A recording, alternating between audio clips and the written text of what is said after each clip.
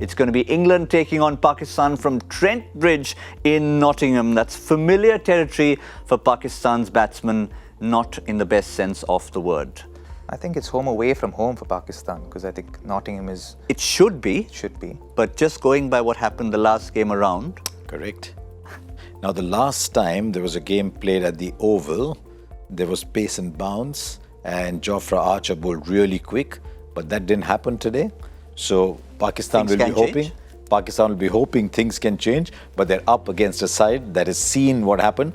The way Pakistan played the short ball, and actually Robin's more qualified to talk about that, but the way Pakistan played the short ball, they almost advertised the fact, it was almost a welcome to everybody saying, come, this is the way to bowl at us. Everybody's going to bowl like that to Pakistan. So they've got to find a way of saying, right, we've set that up, now how can we make it our strength? Because they are going to come hard. Word is that they'll play Mark Wood, who's got the extra pace to come in and bounce Pakistan. They really need someone at the top of the order to do that.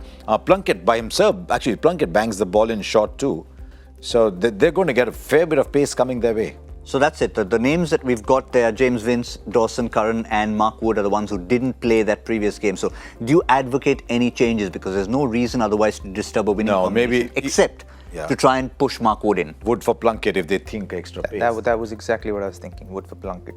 I think that's the only thing. If they make a change, I don't think they will, but if they do, I think that's what they go with.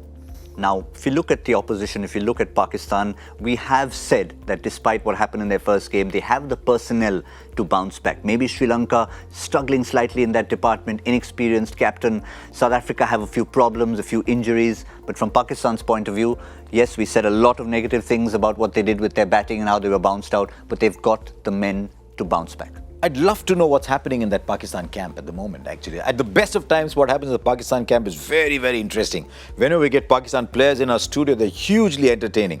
But I wonder if people like Shaheen Afridi and the others are sitting up there and saying, you know what, I was your best bowler for the last 12 months. And just because I played the warm-up games, you left me out. To which Fahim Ashraf might say, yes, that's the reason I'm not playing. Junaid Khan is saying, that's the reason I'm not playing. But did the other two come in and bowl well? Amir did, but not Wahab Riaz. What do you do with Hassan Ali? Do you leave out Wahab Riaz and get Afridi back? Do you leave out Hassan Ali now? There's a lot of people there who you might want to leave out. So how they're going to play? I don't know. I'm fairly certain Haris Sohail will go out. So I don't know if they'll play Shoaib Malik. I think Shoaib Malik should be a part of this experience. Squad, that's just that experience that he brings in that middle order. He'll hold that middle order together along with Mohammad Hafiz if he bats in the middle order, unless he goes up the order. And Asif Ali, because he's a tonker at the end. But I wonder if they can think like that. No, I don't think they'll make too many changes. Because it's just their second game. They'd want to just say the first game was probably blip in the radar, and things would be better from here on in. So I think they'd want to go positive. They want to be a lot more positive. I think the one change that would be Shaheen Afridi for Wahab Riaz.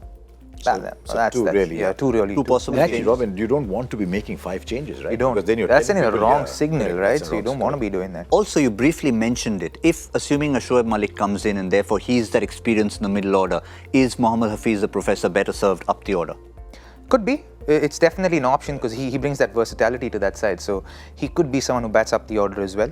So maybe someone along with Hafiz 4, Sarfaraz 5, Shoaib 6. They're very clear they want Sarfaraz to bat at 5 because they think he's using up deliveries at number 6 and not finishing strongly enough. So maybe Hafiz at 4, Sarfaraz at 5 and Shoaib Malik at 6. Because Shoaib, remember, plays a lot of T20 tournaments around the world. He can finish really well. He should, and that's why I think he should be a part of this 11. I was quite surprised that he didn't make the first 11 in the last game. Couple of son-in-law. Finally. Son-in-law, Hyderabad son-in-law. Couple of games that they played against England at Trent Bridge in the not too recent past. 444. We remember that game which they conceded, and then when they did put on 340, England chased it down. Yeah, but they chased down with 3 balls left, I think, if I remember right. I think they chased it down with 3 balls left. Ben Stokes got those runs right at the end. That was the game Pakistan came closest to winning. Out of the 4 that they lost, that was the game they came closest to winning. So I don't know. Do you do that sometimes? That even if you've lost, you say, right, but that venue I played well. Does it lift you up, or is that just a good talking point? Well, that's a good talking point. But to be very honest, I think Pakistan's batting unit is stronger than its bowling unit, and which is not the norm in under normal circumstances with Pakistan. So, it's going to be pretty interesting to see what they're going to do. But my bet is I'd like them to bat second if they want to look to win. Pakistan? Yeah.